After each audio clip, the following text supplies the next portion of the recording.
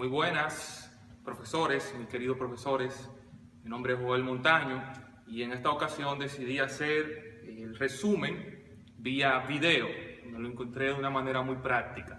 Entonces, vamos a empezar con este resumen de todo lo que es esta materia de hermenéutica, muy importante. Y nosotros vamos a empezar obviamente con la definición. Nosotros hemos aprendido que la hermenéutica es una ciencia y un arte, además. Es una ciencia y un arte de interpretar escritos, los escritos especialmente de la Biblia, de las Escrituras, lo que nosotros creemos. Entre todas estas cosas, nosotros podemos analizar en cuanto a lo que tiene que ver la hermenéutica, algunas brechas que debemos de romper, por decirlo de esa manera, para nosotros saber y tener una idea más general de cómo interpretar las escrituras. La brecha cultural, por ejemplo, es una brecha que debemos de analizar, debemos de trazar en este contexto de lo que es la hermenéutica. Muy importante, la brecha cultural. También está lo que es la brecha literaria. Nosotros conocemos que fue en un idioma diferente, fue en una cultura, escritos, el vocabulario, las letras, totalmente diferente. Y también lo que es la brecha del tiempo y espacio, y también la brecha geográfica, que todas son cosas que nosotros debemos de tomar en cuenta a la hora de nosotros iniciar este grandioso estudio con nuestro tema, la hermenéutica. Tiene algunos aspectos que nosotros también debemos de comenzar a tomar en cuenta para irnos al estudio de lo que es la hermenéutica, como lo que son los contextos teocráticos y los contextos eternos, que hay que hacer una diferencia de estos dos aspectos de la hermenéutica.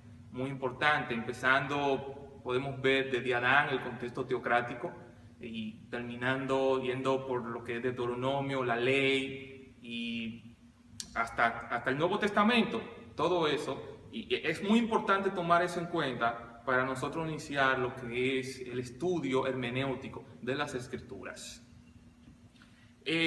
Podemos nosotros iniciar con algunos géneros, podemos mencionar algunos géneros que debemos de tomar en cuenta también a la hora de interpretar las Escrituras. Iniciamos con el género de la narrativa.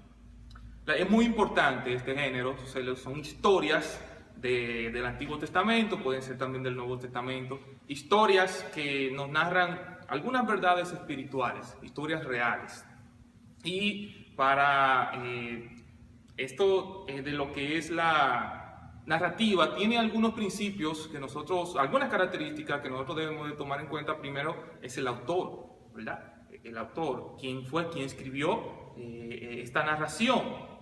Podemos también, más bien el narrador, de qué se trata la trama, y también podemos tomar en cuenta lo que es el escenario de lo que es la narrativa. Entre algunos principios o tipos de narrativa, nosotros podemos encontrar allí una narrativa o una narración de informes, donde se dan informes acerca de un personaje en específico. Son pequeñas cosas que se detallan acerca de un personaje en específico. También están lo que son la comedia, que es totalmente un poco diferente de lo que nosotros teníamos en mente, aunque tiene su trama cómica. Están lo que son entre los tipos de narrativa, narrativa heroica, donde se centra un personaje y de sus hechos que hace. Podemos ver el mismo David, por ejemplo, y otros ejemplos más. Está lo que es la narrativa de lo que es una tragedia. Podemos seguir viendo también una épica y un romance. Un romance que también es una parte de la narrativa, donde se centra en dos personas y se hace una historia bien bonita, como la de Eclesiastés. Podemos también seguir notando otros tipos de narrativa, como la sátira, muy importante, y la polémica, en donde hay una discusión entre dos bandos o dos personajes. Y así podemos seguir diciendo qué hacer y qué no hacer a la hora de nosotros analizar lo que es la narrativa. Hay muchas cosas que tenemos que tomar en cuenta en este punto. Y, por ejemplo, una de las cosas que debemos de hacer es leer el relato completo y, si acaso, también el libro completo, entendiendo el contexto teocrático también, y observando algunas condiciones dentro de lo que son la narrativa, de las cosas que se deben hacer. Hay otras cosas que no se deben hacer en cuanto a lo que es interpretar la narrativa, como alegorizar, por ejemplo. Esa es algo que no debemos hacer, pues le cambiaríamos totalmente el uso, la idea central. Pues son historias, no podemos alegorizar, historias reales que pasaron en realidad. También podemos ir avanzando en cuanto a otro tipo de género, que es el género de la ley. Es un género un poco importante, un poco no, muy importante. Allí están comprendidos en lo que es el género de la ley, el Pentateuco, más bien, Génesis, Éxodo, especialmente Éxodo, Número, Levítico y Deuteronomio, que comprenden gran material de lo que es la ley. En la ley hay algunos principios de interpretación que nosotros debemos de tomar en cuenta.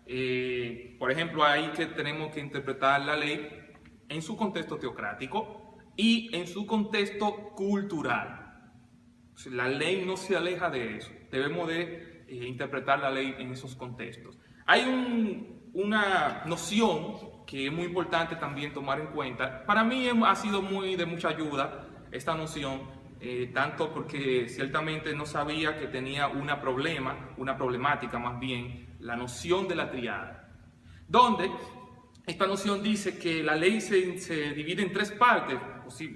Algunos la han definido de esta manera, que es las leyes que van en un enfoque nacional acerca de la nación completa, las leyes que van dirigidas en un enfoque ceremonial. Esas son las leyes que van dirigidas a lo que es la ceremonia, a todas las fiestas que hacían y eso. Y cuando se reunían en el templo y todo eso. También están lo que es las leyes que van enfocadas a lo que es la moralidad de cada ser humano, ya directamente en su moral. Y así pueden algunos hacer estas divisiones. Aunque después aprendí que también había unos problemas en cuanto a tomar esto como dividirlo de esta manera propiamente estricta, de una manera estricta. También podemos ir avanzando en lo que es lo siguiente género, el género literario de sabiduría, género de la literatura de la sabiduría. Aquí básicamente estos comprenden los libros de Proverbios y Eclesiastés.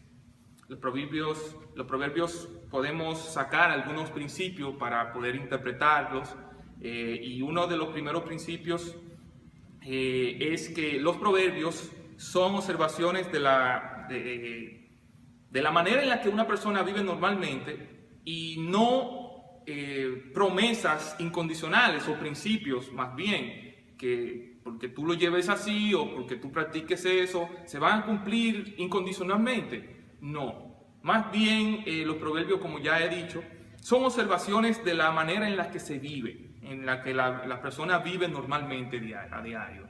Son observaciones, esos son proverbios, y debemos de tomar eso en cuenta a la hora de nosotros interpretar los proverbios. Otros principios que debemos de tomar en los proverbios hay proverbios que son proverbios incondicionales. Son incondicionales. Hay proverbios que tienen verdad, como ya he dicho, incondicionales. Hay otros proverbios que por lo general hacen un solo punto de comparación. Por lo general todos los proverbios son así. Tienen un solo punto de comparación. Eso es para evitarnos la alegorización y estar buscando significado por todas partes que no tienen ciertamente los proverbios. Un proverbio se debe interpretar en su contexto mayor. Si usted toma toda la escritura, ¿qué dice la escritura acerca de lo que dice ese proverbio? Si no es simplemente sacar una doctrina de ese proverbio, ¿qué dice toda la escritura en su contexto mayor? Hay también otras formas de literaturas de los proverbios que también son importantes tomar en cuenta. La sabiduría también involucra, en cuanto a lo que tiene que ver con los proverbios, una limitación. Es decir, básicamente la sabiduría proverbial está limitada. Está limitada. Y con esto queremos decir que no nos dicen todo lo que realmente necesitamos para la vida común. Hay limitaciones. Tienen un contexto histórico que también debemos de tomar en cuenta. Los proverbios tienen un contexto histórico. Bien, y así podemos tomar otros principios que son muy necesarios a la hora de nosotros interpretar las escrituras, muy importantes. Yo realmente me he gozado aplicando todos estos conocimientos. Eclesiastés es otro libro que está incluido en lo que es el género de sabiduría. Entonces, básicamente Eclesiastés lo que nos deja dicho en este tipo de sabiduría es que no solo se trata de instrucciones para la vida, sino que también medita sobre las perplejidades de la misma vida. Es un poco interesante esto, no solamente nos instruye, sino que también nos hace pensar acerca de las perplejidades de la vida y cómo tratarlas y cómo vivir. Y así también hay otros principios para este género, este libro y esta sabiduría. Podemos también argumentar acerca de lo que es la poesía. Antes quiero confesar que la poesía era para mí una de las cosas más difíciles, pues ciertamente hay que tomar unos principios en cuenta para uno no poder, o más bien uno no hacer una mala interpretación.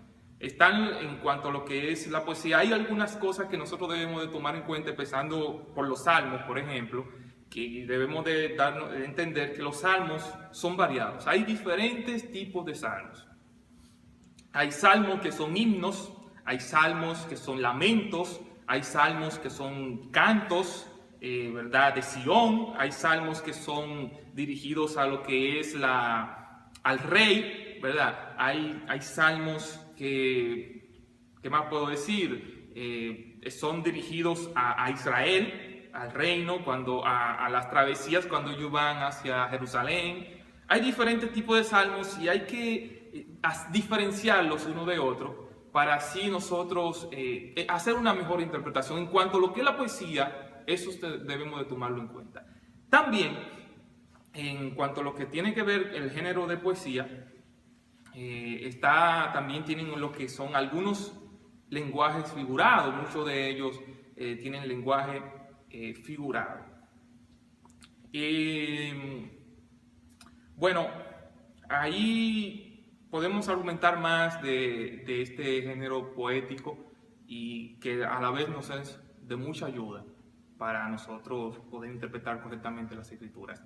También está lo que es otro lenguaje, o más bien otro género literario, otro género que podemos enfatizar, y es el profético. Y aquí voy básicamente a tomarme un poco más de tiempo en lo que es el género profético.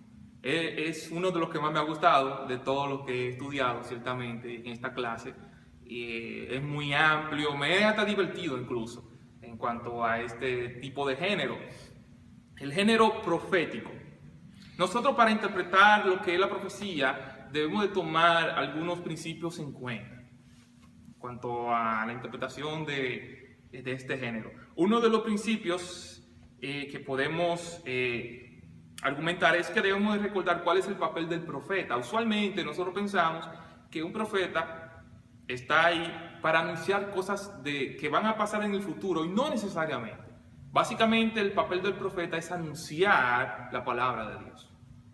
Y eso es algo muy importante, porque yo tenía también antes el concepto así equivocado, de que un profeta solamente estaba ahí para anunciar cosas futuras, pero está para anunciar juicios, para anunciar calamidades, para anunciar incluso la restauración de Israel.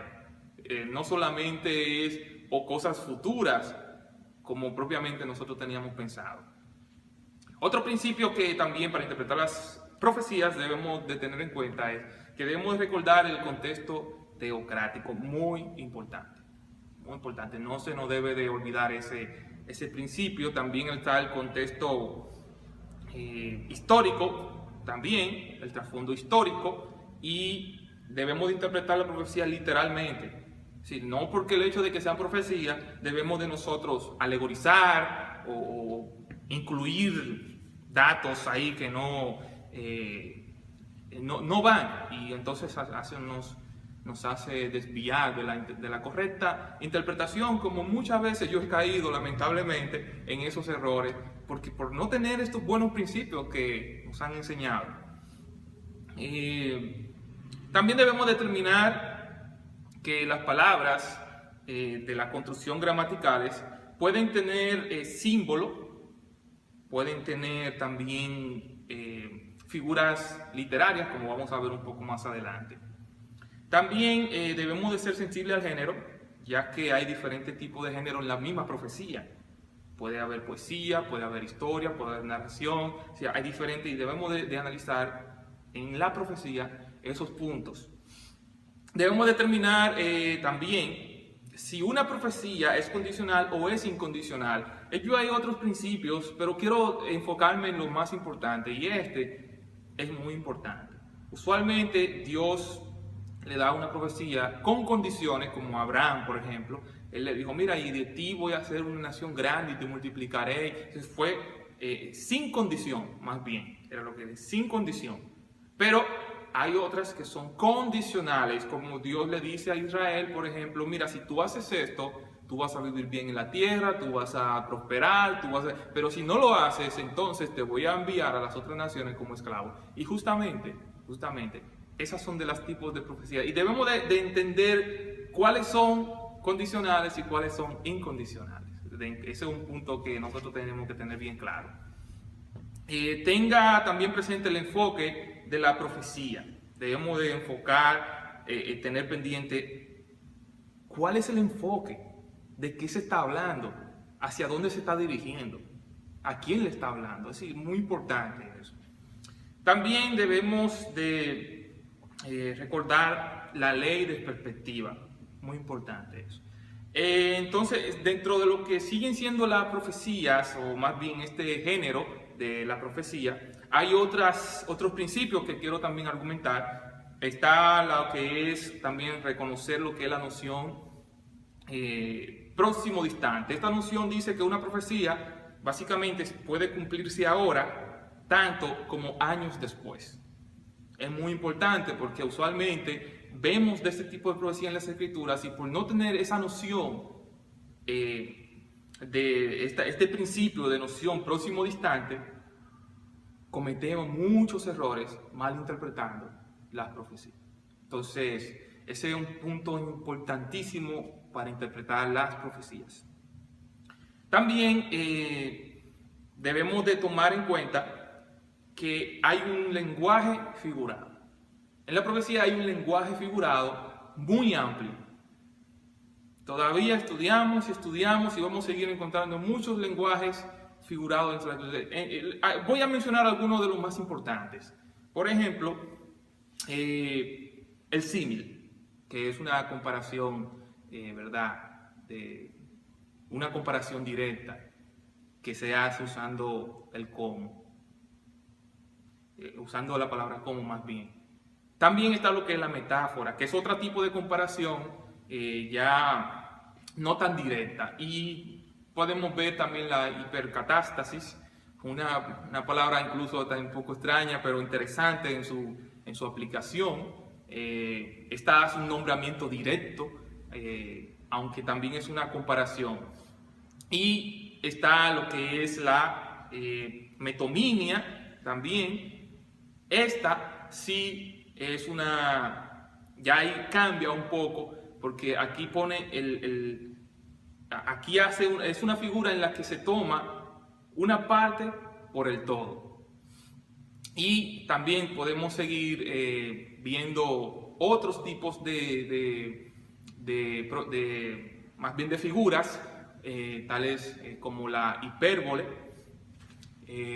tales como ¿qué más puedo decir? La sinécdoque, ¿verdad? La merísima, la endiadis, que son tipos de figuras retóricas que no debemos de ignorar. Podemos también argumentar acerca de otras figuras, muchas más, pero quería mencionarle estas pocas. También en cuanto al género profético, seguimos tomando algunos principios que son muy importantes. También vemos lo que son los símbolos en cuanto a lo que tiene que ver el género profético, los símbolos. Entre los símbolos hay algunos principios que debemos de tomar en cuenta para interpretar los símbolos. Nosotros, uno de los principios que es muy importante es que hay que identificar el símbolo y cuál es su referente. Los símbolos siempre tienen su referente. Usualmente el mismo libro da su referente, o si no, usted lo busca en otro libro comparándolos con otros tipos de escritura en otros libros. Usualmente se da el referente inmediatamente en las escrituras, pero cuando no, usted lo busca en otro libro o en el mismo libro en otros capítulos. Eso es muy importante, tomar ese principio en cuenta. El símbolo tiene su base en la realidad. Usted va a ver que se usa un animal como un león o, no sé, como pies de barro y así sucesivamente. Se basa en lo que es la realidad. Debemos determinar las características del símbolo que tiene en común, es decir, las características del símbolo que tiene en común con el referente. Un león, por ejemplo, que tiene en común con Cristo, ¿verdad? Que tiene en común con Cristo, un león. Entonces tenemos que analizar y ver qué tiene en común el símbolo con el referente. Entonces ese es otro principio que nosotros debemos de tomar en cuenta. No vamos a considerar que si el hecho de que haya un símbolo en una porción de la palabra, de la escritura, signifique que en toda la porción es símbolo o es simbólico. No debemos de pensar eso, porque el hecho de que hayamos un símbolo en un versículo, en una porción de la escritura, no significa que todo es simbólico. No, eso es un principio que debemos de tomar en cuenta a la hora de analizar los símbolos. Bueno, también vamos a seguir con el género profético, pues esto es muy avanzado, y dentro de este género, bueno, vamos más bien a avanzar un poco a lo que es el género de lo que es la parábola y las epístolas. Las parábolas y las epístolas, que las parábolas básicamente son historias de la vida real que narran, ¿verdad?, una historia de la vida real para enseñar una verdad espiritual. Eso básicamente es lo que es una parábola. Y dentro de los principios de la parábola, para interpretarla, hay 4 preguntas importantes que nosotros debemos de hacer para la interpretación de la parábola. Una es: ¿por qué se dijo la parábola? Hay importante pregunta. ¿Por qué se dijo la parábola? Eso es algo que nosotros debemos de tomar y analizar bien pendiente. Otra cosa que debemos de nosotros hacernos también es: ¿cuáles son los detalles culturales que se involucran en la parábola? ¿Cuáles son los detalles culturales que se involucran o que están alrededor de lo que es la palabra? Las parábolas usualmente tienen un punto principal de comparación, y nosotros debemos de hacernos esa pregunta: ¿cuál es el punto principal de comparación de la parábola para nosotros tener una interpretación correcta más bien? Y al final, ¿cuál es la respuesta deseada? Más bien, ¿qué dijeron cuando el Señor Jesús hizo una parábola? ¿Qué dijeron? ¿Cómo lo hizo? ¿Cuál fue su reacción? ¿Verdad? Y todo eso. También están lo que son las epístolas, y aquí también hay algunas cosas que nosotros debemos de preguntarnos o algunos principios para nosotros poder interpretar las epístolas de una manera correcta. Por ejemplo, uno de los principios es que una epístola fue algo que fue destinado a un grupo de personas y se leía corrido, no tenía capítulos ni versículos, se leían corrido, tenían todas sus partículas, tenían todas sus partituras, y eso es algo que debemos de tomar en cuenta. También debemos de tomar en cuenta que son autoritativas, son cartas, son documentos autoritativos y ocasionales también. También tienen un propósito y un argumento, tienen un propósito definido y un argumento, las epístolas. Y cuando nosotros tomamos eso en cuenta, se nos es más fácil interpretar mejor las parábolas, las epístolas, más bien, perdón. También ahora vamos a otro género, que es el contexto y la cultura. El contexto, por ejemplo, es lo que tiene, es muy amplio y podemos decir que es los versículos que están próximos a lo que estamos estudiando, o lo que están antes o lo que están después. Puede ser en el contexto lo que están en el mismo capítulo o en el mismo libro, también puede ser su propio contexto, y otros libros. Ese es el contexto cuando hablamos de este tema. También está lo que es la cultura. Muy importante tomar esto en cuenta, pues la cultura son las creencias de un pueblo. También involucra lo que son sus normas y su moral, de su estilo de vida, de ese pueblo, o esa época, o ese tiempo en particular. Cuando hablamos de cultura, hay muchísimos puntos en cuanto a lo que tiene que ver la cultura que podemos tomar en cuenta a la hora de analizarlo. Por ejemplo, su contexto político, su contexto agricultor, tenemos que notar también cómo ellos vivían, dónde vivían, su geografía, su construcción, qué construían, cuál era el ambiente atmosférico, y todas esas cosas están donde lo que es la cultura. Entonces, también podemos seguir avanzando, y hay otro género que es que al interpretar lo que es la cultura, y nosotros ya aquí nos vamos lo que es más la gramática, el género gramatical. Y en este género podemos notar lo que es la lexicología, la morfología y la sintaxis. La lexicología más bien es el estudio en sí de las palabras. La morfología es el estudio de la palabra, pero aquí más bien indica cuál es su función.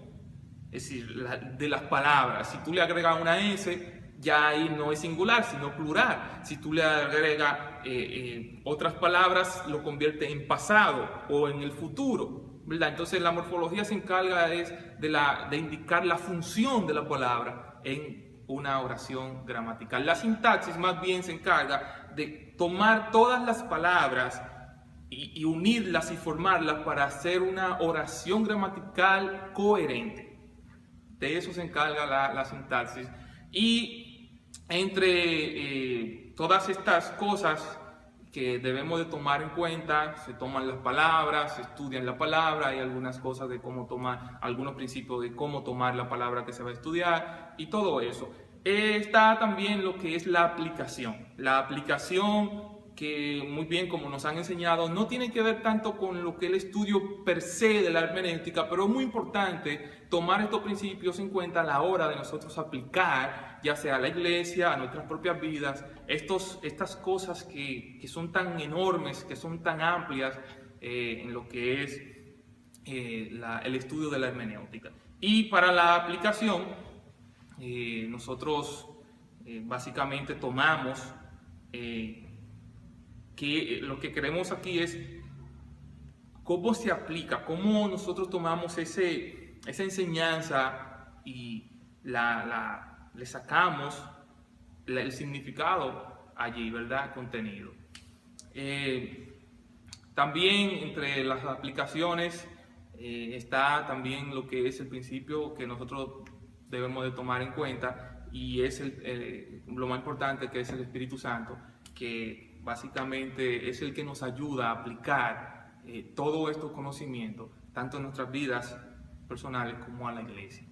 Y podemos seguir argumentando mucho más de todas estas cosas, pero quería resumir todo lo de la clase en estas pocas palabras que le he comentado a través de este video, y queremos con esto también darle nuestro agradecimiento por todo este conocimiento que hemos aprendido en esta clase de hermenéutica. Así que yo me voy a despedir con mucho agradecimiento de parte de mis profesores, esperando que el Señor les bendiga a cada uno.